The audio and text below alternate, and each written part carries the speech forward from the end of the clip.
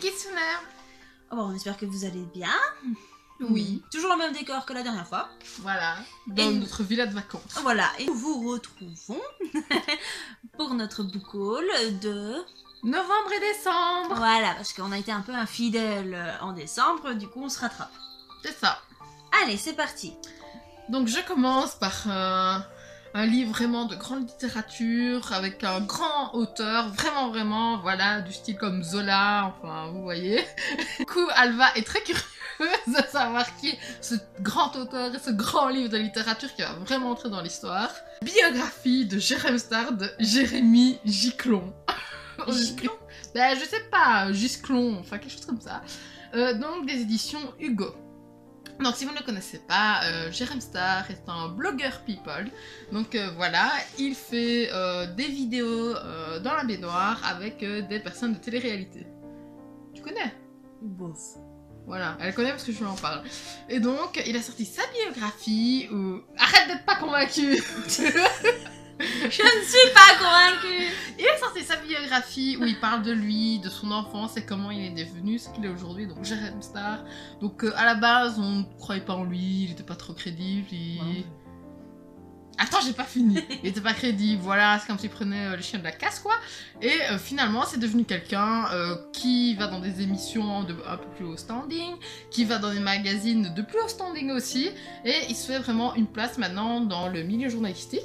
Et voilà, et il dénonce en même temps dans son livre la prostitution dans la télé-réalité. Donc voilà, je trouvais que ça avait l'air super intéressant. Bah tu nous en diras quoi. Voilà.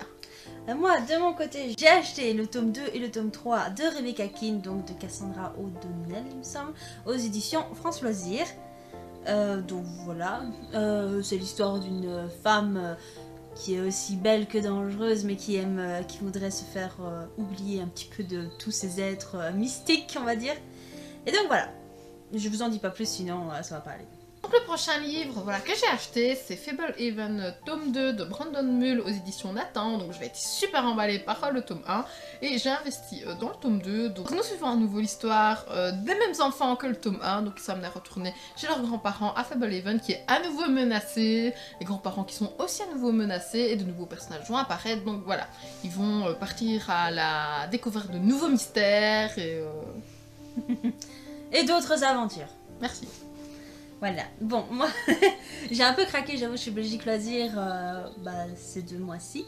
J'ai été aussi acheter Des baisers sous la neige. Alors là, je peux pas du tout vous dire ce que c'est, je sais juste que ça se passe pendant la neige, hein, d'accord. Et que c'est une histoire d'amour. Voilà, c'est tout.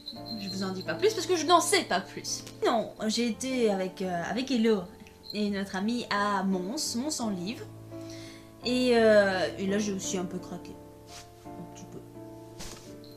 4 livres, ça va. Ah, presque comme moi, Alva. Donc, j'ai acheté le tome 1 de Jean, donc aux éditions Plume Blanche.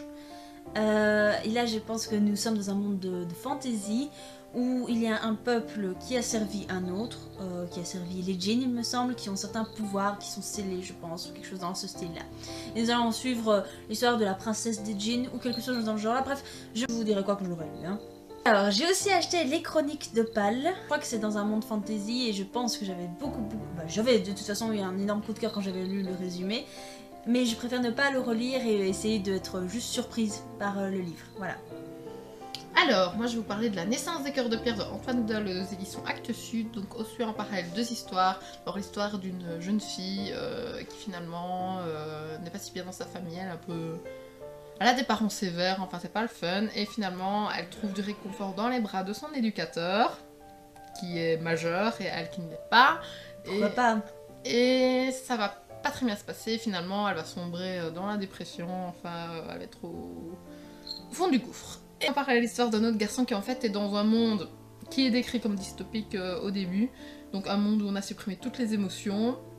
Et celui qui a des émotions, c'est une anomalie, donc le garçon qu'on suit, évidemment, vous vous en doutez, est une anomalie.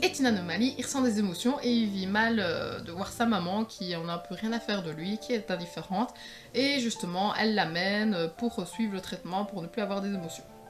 Voilà, et donc on suit en parallèle ces 2 histoires-là qui finalement, on va se rendre compte, sont un peu croisées. C'est cool, ça a l'air sympa. Oui. J'ai acheté aussi le tome 1 de 7 autres mondes de Lily Evans. Et ça aussi, c'est une histoire d'amour avec du fantastique aussi. Voilà, je sais, je vais pas trop de résumé, mais bon. Elle les achète sur des coups de cœur et puis elle en a tellement qu'à la fin. C'est difficile Ouais, à la de fin, je les retenir. emmêle, ouais, j'avoue. Donc voilà, je préfère juste vous dire ça et je vous dirai quoi dans un update de lecture quand je l'aurai lu. Alors, après, on a été à Montreuil avec des amis et là aussi, j'ai un peu craqué, là, j'avoue. Mon homme m'a offert le tome 1 des Chroniques lunaires, donc Cinder, chez Pocket Jeunesse. Donc là, nous sommes dans un monde dystopique, il me semble. Oui, c'est ça. Enfin, fantastique, non? Fantasy, ouais, peut-être. Un mélange des trois. Voilà, tout ça. Et donc, le premier tome, nous suivons l'histoire de donc Cinder, qui est Cendrillon. Donc, c'est des contre-visités, quoi. Et je crois que Cinder se retrouve, est une mécano, en fait, une sorte de cyborg mécano. C'est ça. Voilà. Mais bon, ce sera pour une prochaine lecture commune. Oui. Et j'ai acheté aussi chez Albin Michel de Erika O'Rourke, Résonance. Donc c'est le tome 2, donc le tome 1 s'appelait Dissonance. Et voilà. Donc nous suivons toujours l'histoire de cette adolescente qui peut, comment expliquer, grâce au son du monde, se déplacer dans diverses versions de notre monde où les choses se passent autrement et les gens sont les mêmes mais avec des caractères différents. Enfin bref. Oui, parce qu'avec la fin on avait terminé, il allait un petit peu se rebeller face au conseil un petit peu de ces gens-là. Je crois qu'on les appelle les marcheurs, il me semble. Donc voilà. Ça fait longtemps que je l'ai plus, mais je voulais absolument le tome 2.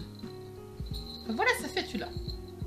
Oui, parce qu'en Belgique, les livres sont un peu plus chers qu'en France. Beaucoup, parfois. Et ici, le Résonance, c'était quand même à 22 et 2, quoi. Donc, tandis qu'en France, il était qu'à 19, 20. Voilà, donc j'en ai profité. Alors, quant à moi, j'ai acquis donc Amons, les autres de Sandra Moyon aux éditions Plume Blanche. Donc c'est un monde dystopique où les gens sont obligés de vivre voilà, dans des villes avec un enclos autour, enfin des murs, ils ne peuvent pas en sortir. Voilà, comme du bétail. Un peu la base de la dystopie, quoi. Oui, et donc ils sont un peu comme du bétail. Et à l'extérieur, il y a les autres. Donc on ne sait pas trop ce que c'est, mais ce qu'on sait, c'est que les délinquants voilà, sont envoyés dans la fosse, donc c'est en dehors, et les autres viennent les chercher donc, pour les manger. Donc c'est un accord pour pas que les autres viennent bouffer ce qu'il y a dans l'enclos. Donc voilà, c'est qu'ils envoient, je crois que tous les trimestres, des gens qui sont les délinquants. Voilà. Pourquoi pas. C'est sympathique, hein. Alors j'ai acheté aux éditions Lumen de Shannon Messenger, Let the Sky Fall, et là je peux pas vous dire tout de suite c'est quoi le résumé parce que j'ai demandé à parce que j'aimais bien en fait tous les livres aux éditions Lumen, et j'ai littéralement demandé à mon compagnon de dire écoute, choisis simplement celui que tu veux que j'achète. Et voilà, il a choisi Let the Sky Fall, donc j'ai juste hâte de voir et de lire un petit peu ce que ça va donner. Sinon, il y a eu aussi la collection R, Les cendres de l'oubli, donc le tome 1 de Phoenix, il me semble. Et là, c'est pareil, j'avais vu en fait la chronique des chroniques de la fraise, attention, hein, les chroniques de... et ça avait l'air super, elle décrivait l'histoire d'amour comme étant quelque chose de super génial, et c'est avec des anges, je pense. Moi, les anges, histoire d'amour, ça le fait, quoi. Truc. C'est un bon combo. Voilà. Et sinon, niveau BD, mon homme m'a aussi offert le tome 1 de Luna, donc avec 2 U. Et donc là, on suit une fille qui a l'air un peu amérindienne comme ça, et on va suivre un peu ses aventures. Alors, quant à moi, toujours à Mons, j'ai investi dans La vilaine belle-sœur. Donc quand j'ai vu le résumé, je me suis dit ça a l'air trop génial, gros coup de cœur, je l'achète d'office. Donc c'est l'histoire en fait de Catherine qui va déchirer un livre de Cendrillon et se retrouver plongée dans l'histoire. Donc pour pouvoir retourner chez elle, elle va devoir faire en sorte que l'histoire se finisse bien, sauf qu'il n'y a pas de marraine belle fée, Cendrillon est moins belle que son autre belle-sœur qui est vachement canon, donc pas Catherine mais l'autre, et le prince déteste les balles. Donc c'est mal parti pour Catherine qui va devoir se débrouiller pour qu'il y ait un happy end. Happy end avec elle ou avec Cendrillon? Bah ça je ne sais pas, je le ferai bien. Et il y a plusieurs tomes, tu ne sais pas? Ah oui, il y en a plusieurs, mais bon, il a été traduit en français en août 2017, donc le prochain, je vais plus vraiment pouvoir l'avoir. Ah, ok, bon, et bien allons-y. J'ai aussi acheté donc à Montreuil le tome 1 de la Rose écarlate. Alors ça fait moins 1 ou 2 ans que j'ai envie de l'avoir et là j'ai sauté dessus. Je l'ai vu, je l'ai pris. Parce qu'en fait donc c'est l'histoire d'une... un peu Sailor Moon en fait j'ai l'impression. Ça se passe un peu à l'époque la vieille France et tout ça. Et on va se rendre compte qu'une fille en fait elle va se déguiser et elle va un peu jouer les justicières on va dire. J'ai aussi acheté le tome 13 de Spice and Wolf aux éditions Ototo. Du coup j'ai envie de savoir quand même la suite des aventures de Laurence et de Holo, la louve sage.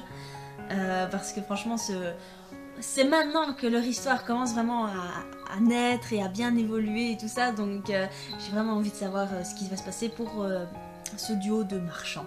Voilà. Et... quelle est la suite? La suite. Alors, j'ai aussi acheté, encore, en fait, j'ai que acheté. Je me suis procuré Au-delà de l'apparence, le tome 3, aux éditions Kana, il me semble, et... oui, bah en fait les 2 tomes j'avais surkiffé et donc il me fallait le tome 3 simplement. Voilà. Mon dernier achat à Mons, c'est Rebelle de Espidef. C'est bien ça, Alva? Voilà. C'est en auto-édition, donc voilà, moi j'ai craqué dessus parce que je veux que c'est une dystopie. Et comme vous savez, je suis très très fan. Je ne me rappelle plus très bien du résumé. C'est une dystopie et hashtag rebelle.